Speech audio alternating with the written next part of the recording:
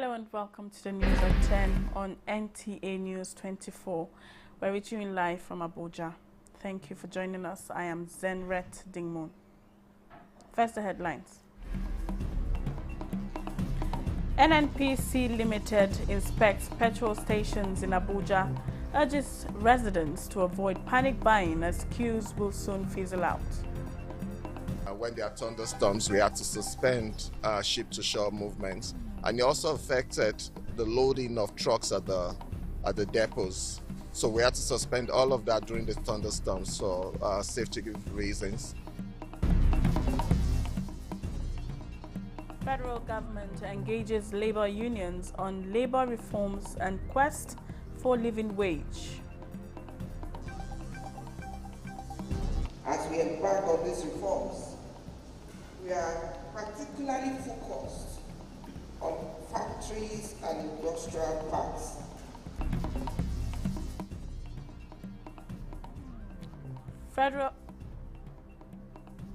Federal Competition and Consumer Protection Commission moves to address incessant building collapse, warns against sharp practices in steel manufacturing. Population management experts advocate timely, inclusive data to track progress towards national and global targets.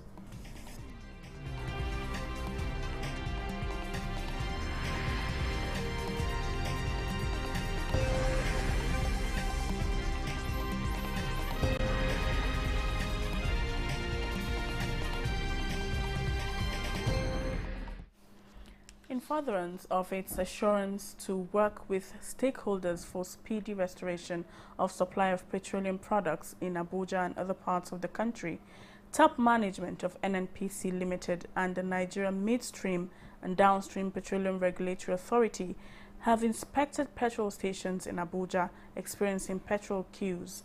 During the on-the-spot assessment, they urge motorists to avoid panic buying as the queues will soon fizzle out. Lydia Sampson reports. Logistics play a crucial role in the petroleum supply chains in Nigeria. It ensures efficient and safe transportation of petroleum products from onshore oil refineries to storage facilities and ultimately to motorists and other consumers at petrol stations. Key players at the petrol stations say they are proactively seeking solutions to these logistic issues. This is a volatile liquid, and when there are thunderstorms, we had to suspend ship-to-shore movements, and it also affected the loading of trucks at the depots. So we had to suspend all of that during the thunderstorms for safety reasons, and that's why you see this tightness. What we've done, however, is to ensure that we're loading out all through the weekends, and we are mobilizing trucks. What we can assure Nigerians is that they should go about their business and purchase the volume that they need. There should be no panic. There is no intention or any anticipated increase in price.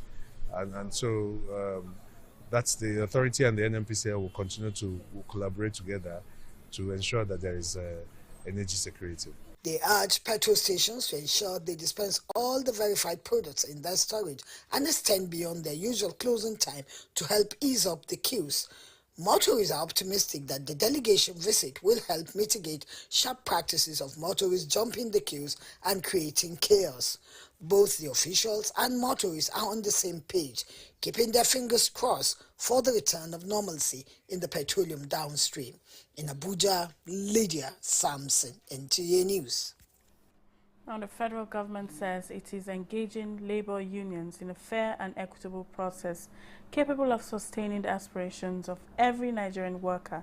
Minister of State for Labor and Employment in Kiruka Onyejocha stated this at a one-day retreat on labor reforms and the quest for living wage in Nigeria, organized by the National Institute for Legislative and Democratic Studies in Abuja. Mohammed Rabiu Ali completes the story. Experts say effective labor administration is considered key in promoting sustainable development of any nation. It is in this line the legislature and the executive arms are working to review existing labor laws in Nigeria that will provide a conducive working environment thereby improving workers' productivity and economic growth. As we embark on these reforms, we are particularly focused on factories and industrial parks. These areas are critical to our industrial strategy and the well-being of thousands of workers. These subjects, contentious and divisive as they be, has been and remains one of the most pressing issues facing the administration of President Bola Ahmed Tinubu and the country at large. It is imperative that we join forces to ensure that our labor relations system is fair, just, equitable, and equitable. However, let our great workers be rest assured that the National Assembly stands side by side with the Nigerian people. It is therefore imperative for the legislature to understand the process or processes of the minimum wage and its implication for workers' welfare, economic growth, and the national development of the nation. We knew that this year's minimum wage is going to be very difficult because negotiating wage increment in an era where you have both fiscal and monetary challenges in your economy. It is expected at the end of the workshop, participants will have a deeper knowledge on the process of minimum wage enactment and the need for due diligence to ensure workers' productivity and economic growth. In Abuja, Muhammad Rabiu Ali, NTA News. Meanwhile, the Chief of Staff to the President, Femi Gbajabiamila, is advising Nigerian youths to pursue excellence with an unyielding spirit that will safeguard the future of the country. Gbajabiamila was speaking at a town hall meeting and inauguration of the third fellowship cohort of the Legislative Mentorship Initiative at the National Institute for Legislative and Democratic Studies. Mohammed Rabiu Ali again reports. The Leadership Mentorship Initiative is a program initiated by the Chief of Staff to the President, Gbajabiamila, during his speakership position at the House of Representatives. The objective is to mentor young Nigerians in legislative and other endeavors. Youth from across the country are grouped into cohorts and exposing them to theoretical and practical leadership skills. We remain committed to standing firmly behind you, nurturing your growth and celebrating your successes. I salute you all. You are indeed the future of this country. And from all I have heard, that future is very bright. I urge you to continue to remain steadfast in our pursuit of excellence and our commitment to building a brighter, more inclusive future for this country, Nigeria. Fellows of the program contributed and asked questions to get better insights into the program. In Abuja, Muhammad Rabiu Ali, NTA News. Now, the Nigerian Senate says Nigeria is open to investors, especially in the power, education, construction, and other key sectors critical to economic development. The Deputy President of the Senate, Barrow Jibrin, made the assertion during an engagement with a group of Chinese investors, adding that the National Assembly is committed to making legal provisions that will enhance business regulations and operations in Nigeria for mutual benefits. It has endowed with solid mineral, petroleum, gas, and so on and so forth. So you have made the best decision by coming into Nigeria. The entire national focus, the number one priority we have now is that of getting self-sufficiency in energy. The delegation, comprising representatives of 8 administrative and business entities from Qingdao, China, were at the National Assembly to seek deepen collaboration on long-standing trade and economic cooperation between the two countries. The chairman of the Standing Committee of Qingdao Municipal People's Congress, Wang Luming, spoke through an interpreter.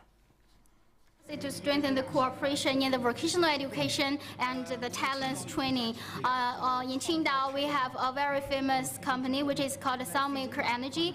They have invested a lot in African countries, including in Nigeria. And today we also have the Director General of Qingdao Municipal Education Bureau with us. We would like to strengthen the cooperation in education, in vocational education area, and also the techniques and skills training. Now, the Senate has urged the Federal Competition and Consumer Protection Commission to protect Nigerians from exploitation by multinational companies, especially satellite service providers. This was at the screening of Olatunji Bello as Chief Executive Officer of the Commission. Ignatius Nko reports.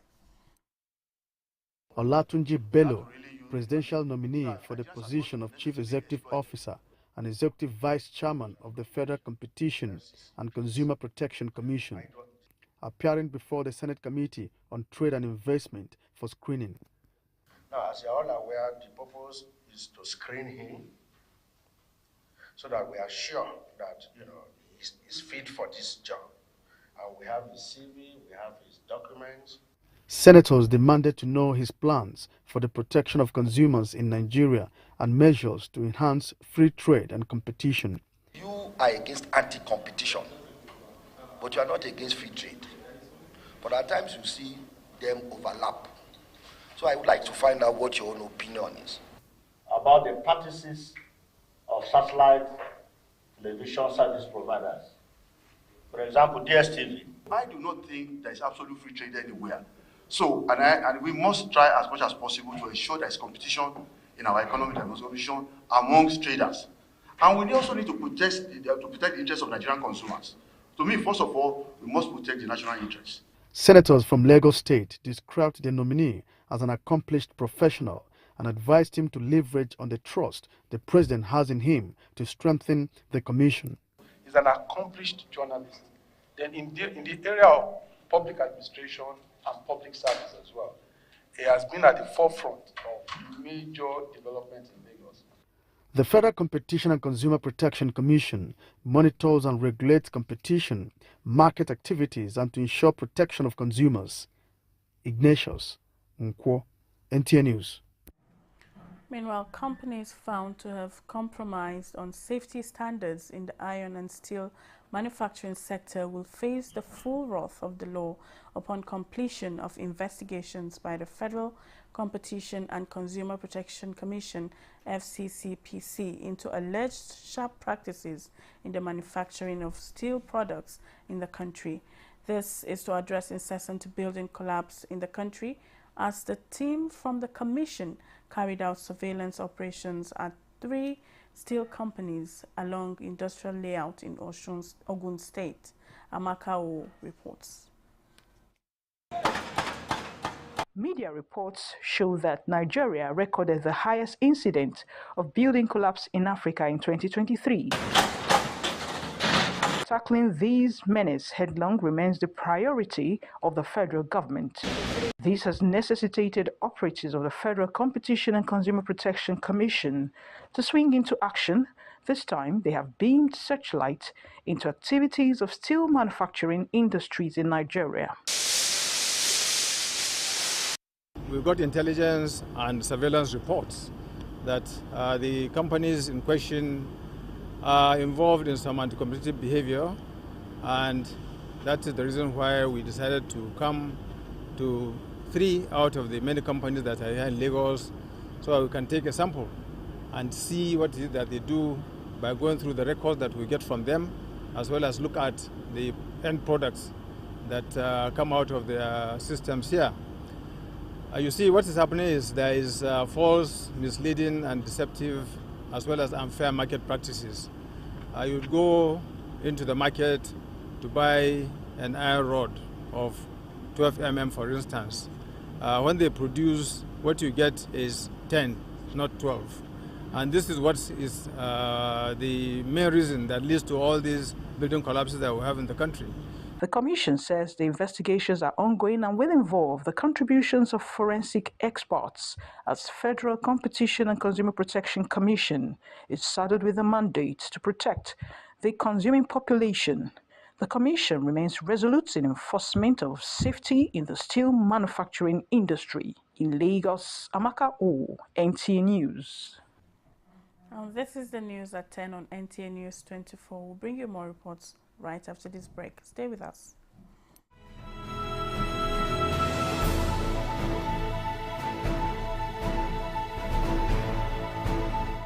From the creeks of the Niger Delta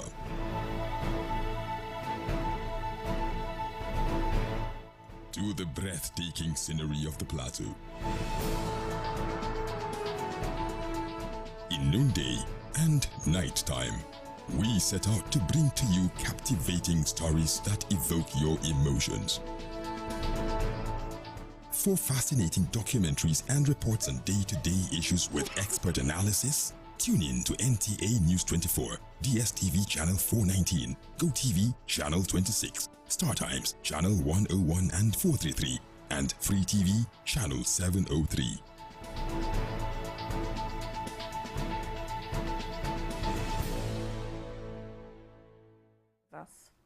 Now, President Bola Ahmed Tinubu extends his best wishes and congratulations to renowned Islamic leader Sheikh Dahiru Usman Bauchi on attaining the milestone age of 100.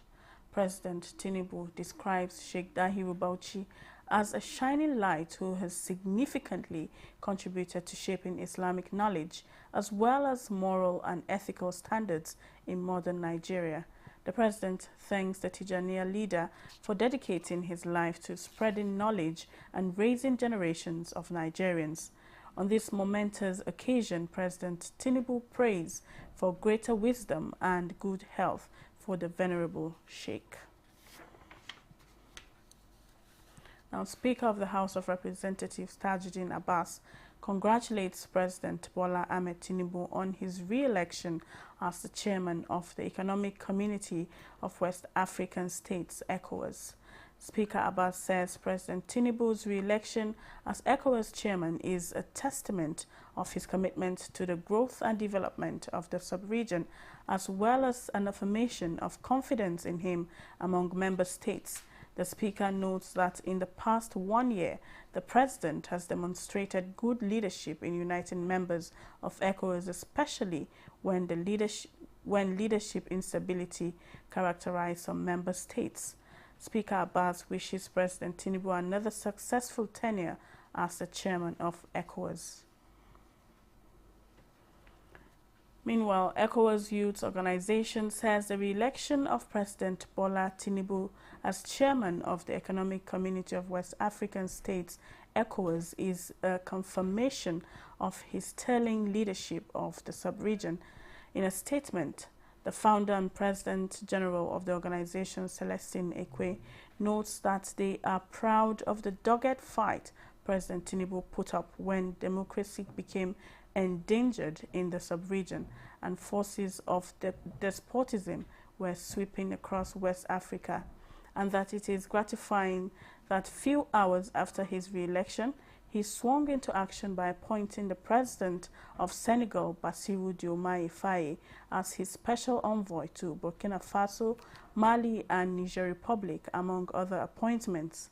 The organization urges the President to work towards full restoration of democracy in the sub-region, as he has already promised.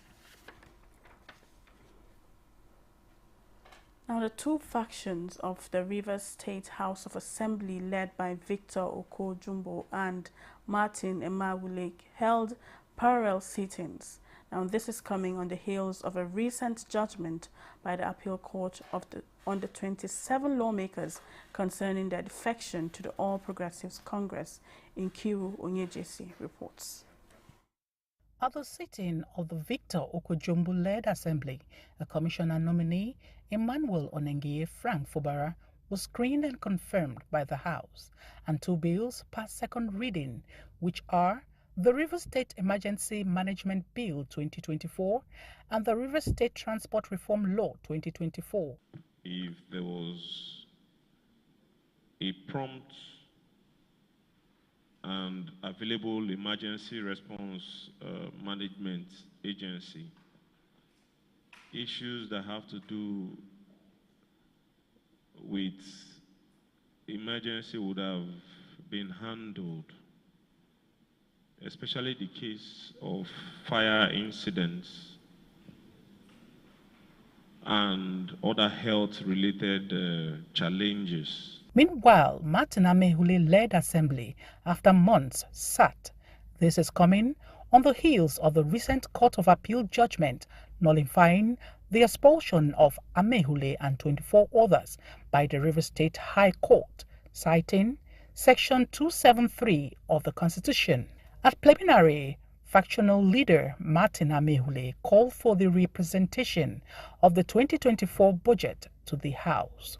The Constitution in Section 121 mandates the governor to present the appropriation bill to the House of Assembly. There is no window for the governor to spend taxpayers' money or any fund from the Consolidated Revenue Fund of River State. With the recent development, the crisis rocking the River State House of Assembly seems to be far from over. In Port Harcourt, Nkiru Onyejesi, NTA News. An advocacy for the amendment of some provisions of the Administration of Criminal Justice Act 2015 for effective implementation of criminal justice system is underway.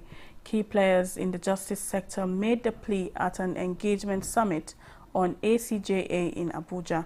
Judiciary correspondent Dele Atumbi reports. The administration of criminal justice system of any nation determines law and order, as well as the peaceful coexistence among the people. The precision in the interpretation of the law is equally an enabler for ease of doing business and the main attraction for foreign direct investment. This is the rationale behind the one-day Stakeholders Engagement Summit on the effective implementation of the Administration of Criminal Justice Act 2015. Key players in the justice sector agreed on the amendment of some provisions of ACJA 2015 to make it more effective. Access to justice for the participants is equally key to the attainment of equity in the society. Our mission as stakeholders is clear: to build a criminal justice system that is fair, efficient, and humane. A system where justice is not delayed, where rights are not trampled upon. This event signifies a critical step forward in our collective efforts to enhance the administration of criminal justice in Nigeria. It is therefore imperative that we foster a culture of collaboration and synergy. The power of the court to convict a suspect who is at large without sentencing, as provided for in the extant ACJA 2015, key players say he beats justice. But that aspect is in contradiction with the provision of the Constitution that gave time limit for the delivery of judgment. So there is a need to amend the Administration of Criminal Justice Act to bring it in tandem with the provision of the Constitution. The ACGMC is going to use this document to make sure that those non-custodial alternatives are properly implemented, particularly community service. The event witnessed the unveiling of Strategic Action Plan of Administration of Criminal Justice Monitoring Committee 2024 to 2025, High Court of FCT Practice Direction on the efficient implementation of remand proceedings as provided for in ACJA, and the guidelines and monitoring framework for the implementation of remand proceedings under ACJA 2015. In Abuja, Dele Atumbi, NTA News. Nigeria needs to prioritize timely, inclusive data to track progress towards national and global targets, especially the 2030 SDGs, and formulate policies that address the diverse needs of the country's population. Now, this is the verdict of experts in population management at an engagement with the media to begin activities commemorating the 2024 World Population Day. Olushaya Diagbo has details. There is no gainsaying the influence of data in today's global village. This explains the World Population Day 2024 theme, embracing the power of inclusive data towards a resilient and equitable future for all, which aims on the Sustainable Development Goals, SDGs, which promises to leave no one behind. It's a theme that resonates in Nigeria. And for these experts, while inclusive data is the cornerstone of informed decision-making and policy development, Nigeria needs to yield to the global call for action for reliable, timely, and culturally relevant data. New and innovation data generation and analysis tools have the potential to reveal previously hidden issues and offer a comprehensive view of population experiences. The National Population Commission says it is working on producing an evidence-based data for measuring and predicting likely demographic shifts with an actual digital census in progress. Nigeria should champion data collection that counts people in their diversity and in all their complexities. Our data collection processes and exercise, particularly for upcoming population and housing census, will be inclusive,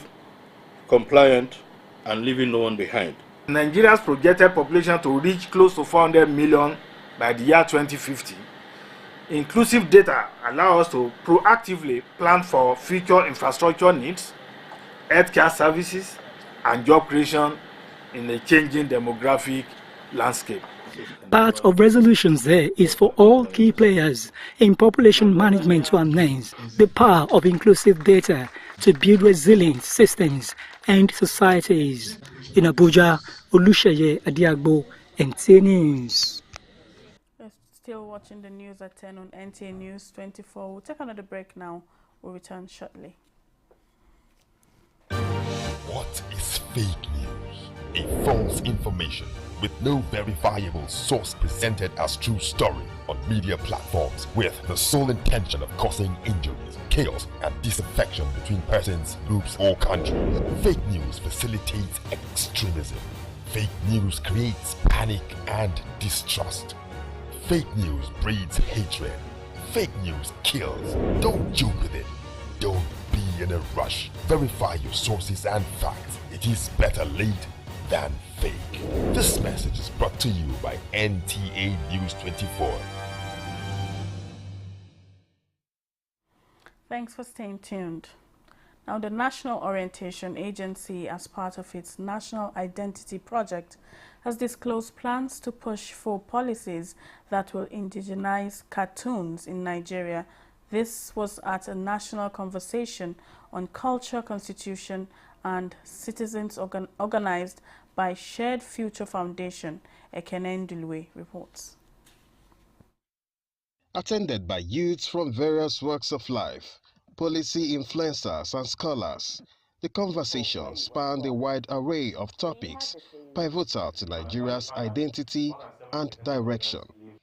Participants deliberated on the role of cultural diversity in fostering national unity, debating policies that embrace pluralism while upholding shared values. For the National Orientation Agency, building a Nigeria with strong values starts with the young ones, and the agency is targeting an intervention in the country's cartoon space. In the nearest future, we will be insisting that 60% at the least of the cartoons that our children watch are Nigerian cartoons that reflect our culture, our diversity, our national priorities, that tell our own stories and promote our own heroes.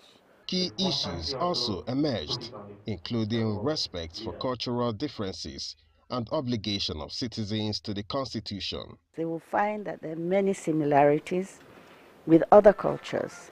So there's a basis for us to harmonize and live in synergy with one another. We Nigerians, no matter how bad the country or the Constitution is, are the primary element for implementing that Constitution to achieve the kind of country we want. No country has a perfect Constitution in the world. The diverse perspectives shared in the conversation underscores the importance of inclusivity, cultural preservation, and responsibilities on the part of citizens and government in shaping a cohesive and resilient society. Ekene Ndulwe, NTA News. Now, 72 young Nigerians trained on specialized skills in transportation services in China. Vivian Iziadife has this and more in this business package.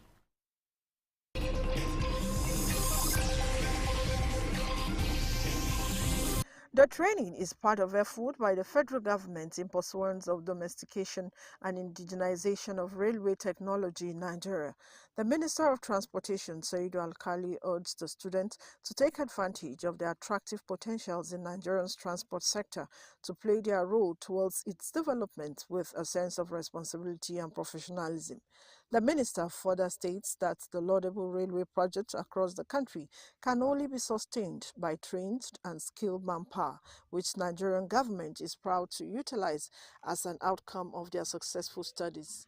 The minister reiterated the role of the sector as an enabler of economic growth and gateway to nation's economy, which is undergoing reform that will accommodate their contributions as experts in transport management and logistics.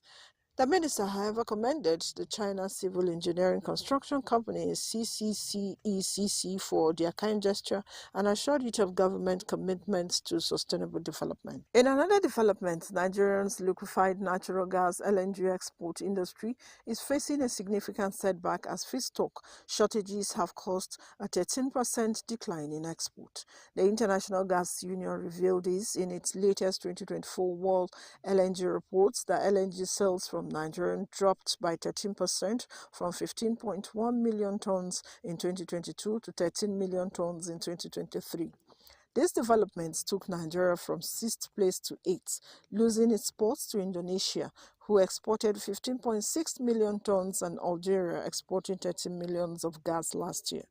The root cause of the problem lies in dwindling natural gas supplies available for liquefaction. These feedstock shortages are attributed to various factors, including declining output from aging oil fields and pipeline vandalism that disrupts gas transportation. With business, Vivian Iziadife.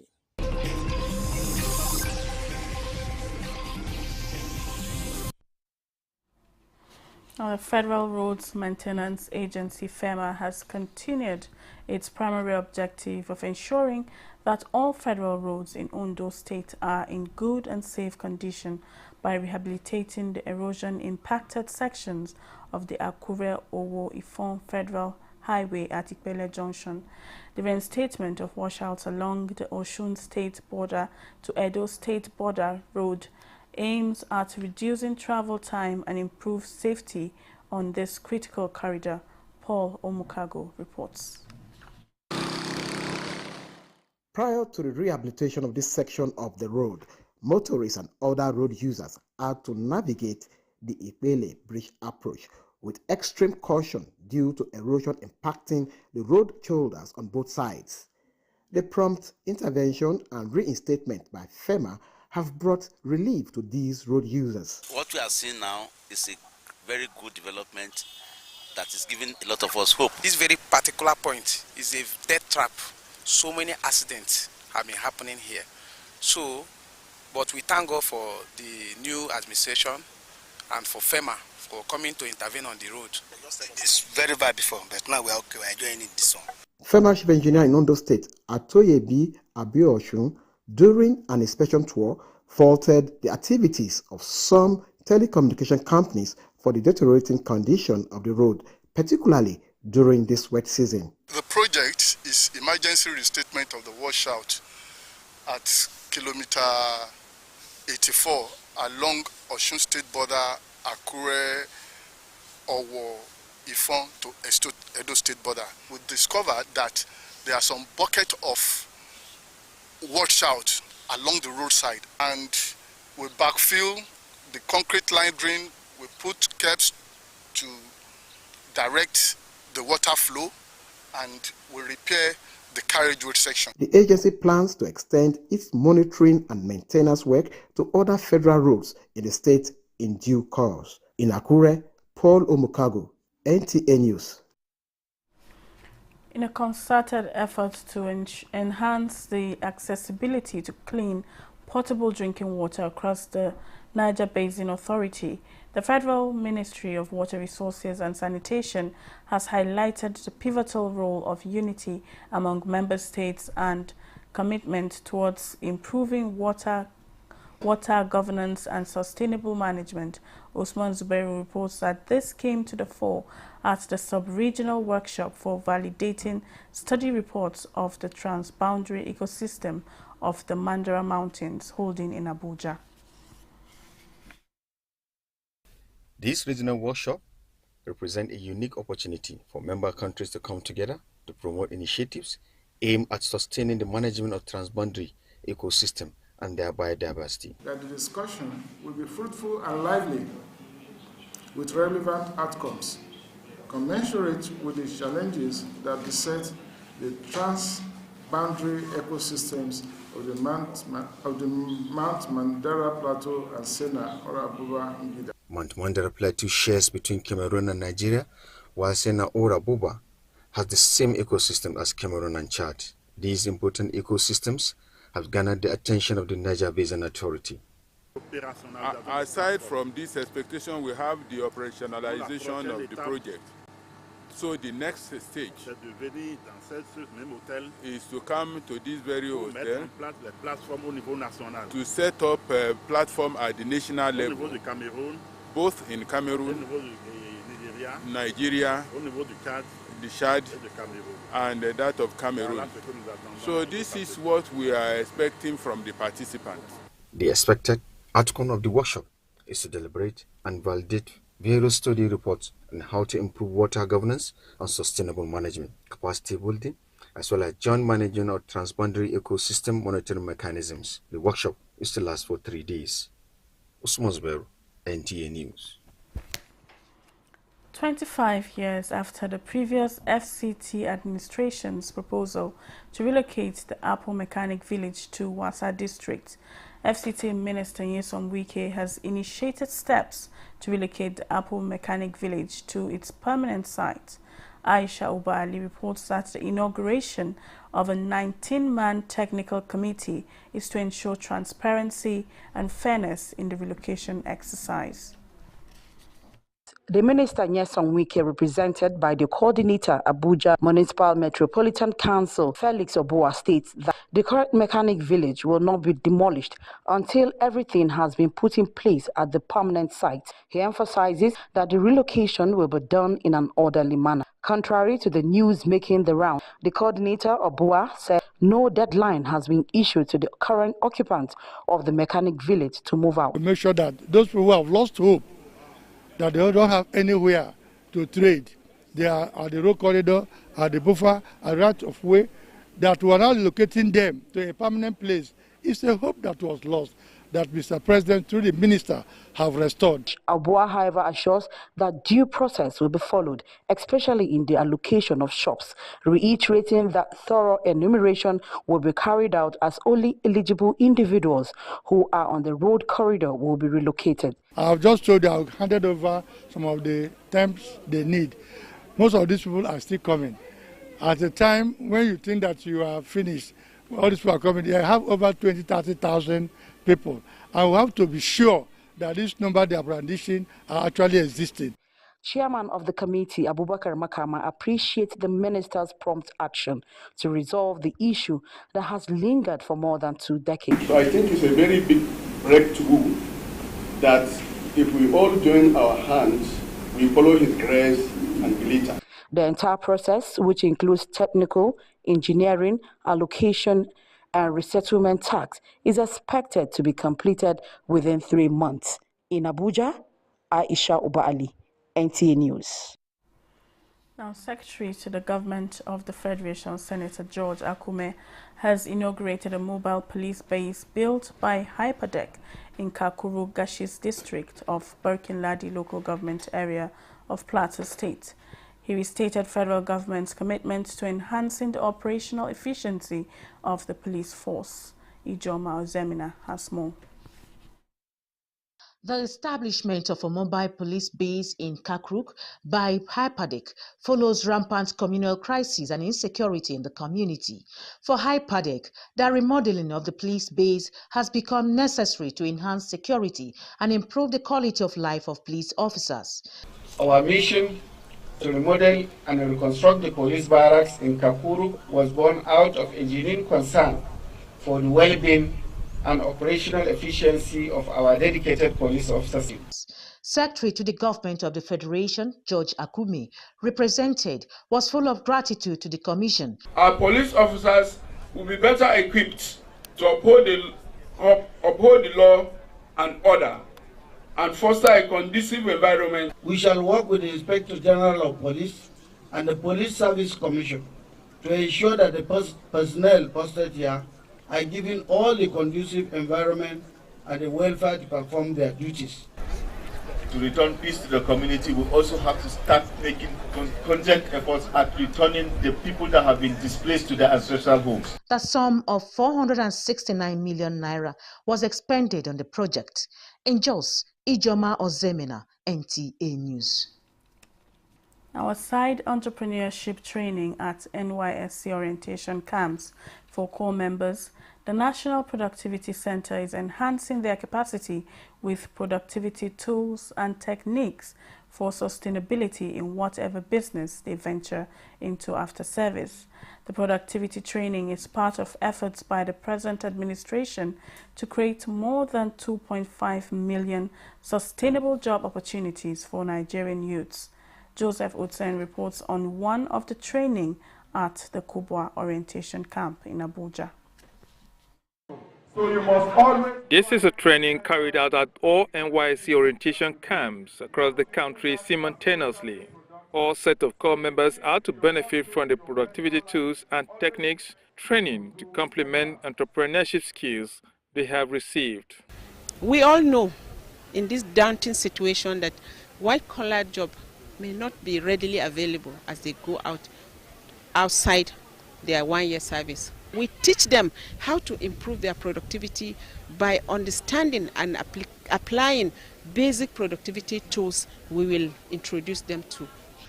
Value how to quantify resources and utilize it to get the needed results, creating value in the economy. Value is basically what you know and you bring to the table. First class is not meaningful to Nigeria if it does not add value to the country. Your skill set does not mean anything if it does not contribute to the growth of our GDP and the wealth of the nation. It is a training the Productivity Center believed enables entrepreneurs to maximally utilize resources around them for optimal results, hence increasing productivity in all structure of development. In Abuja, Joseph Utsen, NTA News. A Nigerians in Diaspora Commission has received directive from the Office of the President to liaise with the Africans in Diaspora to ensure a successful homecoming of 2,000 descendants under the Group African Descendants in Diaspora Union. Chairman of the Commission, Abike Dabiri Erewa, said as a commission established to mobilize and coordinate Nigerians in diaspora affairs, it will ensure that the programs and events of the union will be handled with top priority. She reiterated that the Nigerian government is committed to the welfare of Africans globally. It's not where you're going to be kidnapped and treated badly. Home is where you're going to see a lot of love and affection and warmth. The Chinese are investing on the continent. The Indians are investing on the continent. What are they saying that you are not saying? 65–70% of the African descendants believe that Nigeria is their ancestral home. We will do everything to assist them to build the mega city, the memorial city, and the cenotaph. And this is just the beginning of great things to come.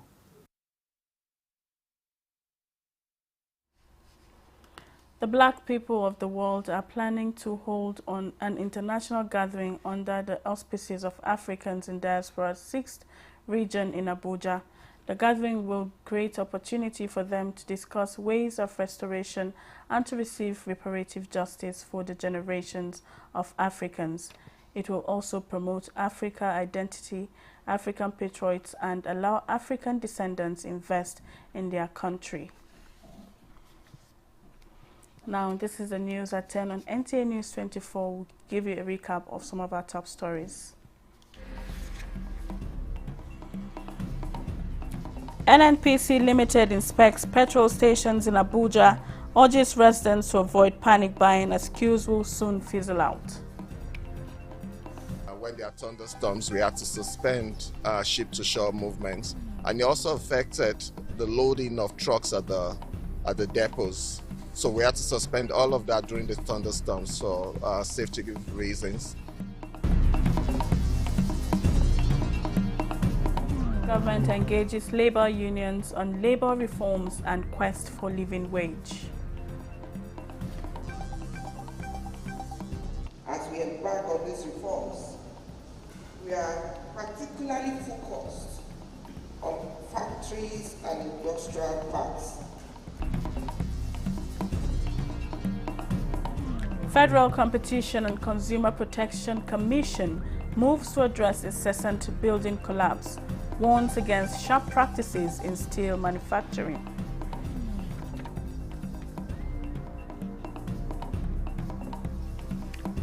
And population management experts advocate timely inclusive data to track progress towards national and global targets.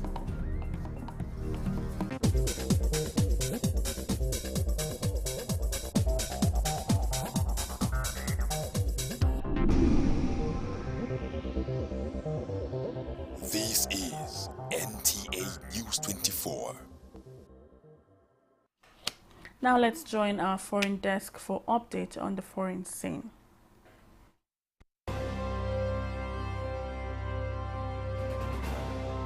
Migrants crossing the English Channel arrive at the port in Dover, southeast England. Earlier, the British Prime Minister Keir Starmer had announced the cancellation of his predecessor's controversial policy to deport asylum seekers to Rwanda. The policy intended to deter dangerous channel crossings by threatening deportation to East Africa had already cost the government hundreds of millions of dollars without ever being implemented. Starmer criticized the Rwanda plan as a gimmick. It has not yet outlined a new strategy, despite record numbers of migrants arriving in the first half of the year. Human rights activists and migrants groups have condemned the policy as unethical and inhumane. The UK's deal with Rwanda, struck in April 2022, aimed to process and settle migrants in the East African country if their asylum claims were successful. The agreement was designed to discourage risky journeys to the United Kingdom. Now, as well, patients and staff flee the Al-Hali Arab Hospital and the Patients' Friends Benevolent Society Hospital after the Israeli military issues another mass evacuation order for parts of Gaza City. The Israeli military said its warplanes attacked a school complex in the Nuseirat refugee camp area of central Gaza. A medical source told journalists that wounded people were treated in the hospital after an attack on the UNRWA facility in Nuseirat.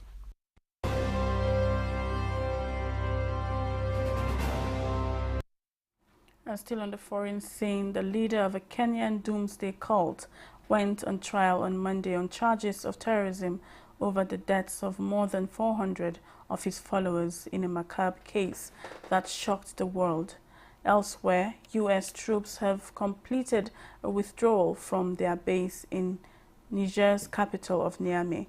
Details of these and more on Global News Update with Justin Bem-Onye. Self-proclaimed pastor Paul Ntenge Mackenzie appeared in a packed courtroom in the Indian Ocean port city of Mombasa, along with 94 co-defendants. Mackenzie, who was arrested in April last year, is alleged to have incited his acolytes to starve to death in order to meet Jesus in one of the world's most court-related massacres. The father of 7 and his co-accused pleaded not guilty to the charges of terrorism at the hearing in January. In other news, U.S. troops have completed a withdrawal from their base in Niger's capital, Niamey, and will fully depart from Agadez in the north before a September 15 deadline set by the country's military rulers. Niger's military leaders scrapped a military cooperation deal with Washington in March after seizing power in a July 2023 coup. The United States had around 650 soldiers in Niger as part of anti-jihadist missions in several Sahel nations of West Africa, including a major drone base near Agadez. In the meantime, the EU's Climate Change Monitoring Service has confirmed that last month was the hottest June on record, continuing a streak of exceptional temperatures that some scientists said puts 2024 on track to be the world's hottest recorded year. It also marked the 12th month in a row that the world was 1.5 degrees Celsius warmer than pre-industrial times. Justin Bemunyi, NTA News. And now let's join our sports desk for some trending stories.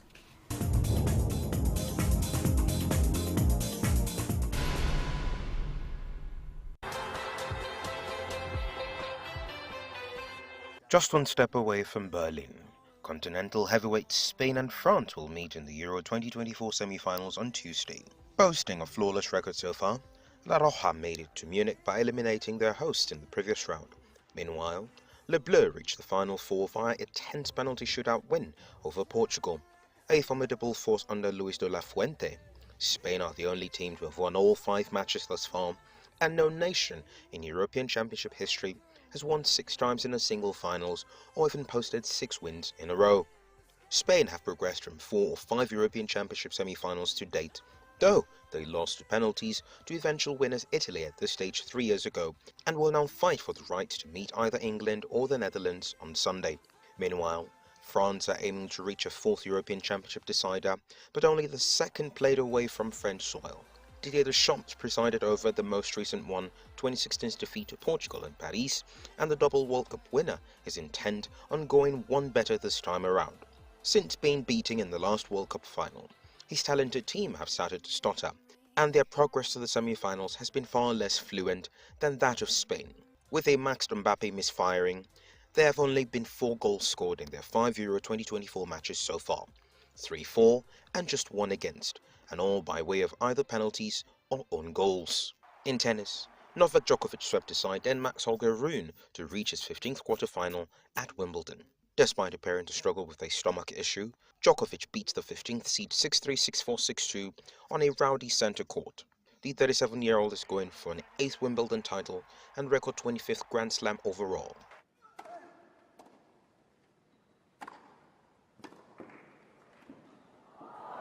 Game, third match, Djokovic. 3 sets to love. 6-3, 6-4.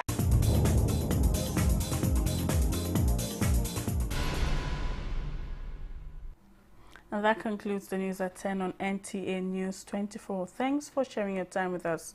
I'm Zenret Dingmoon.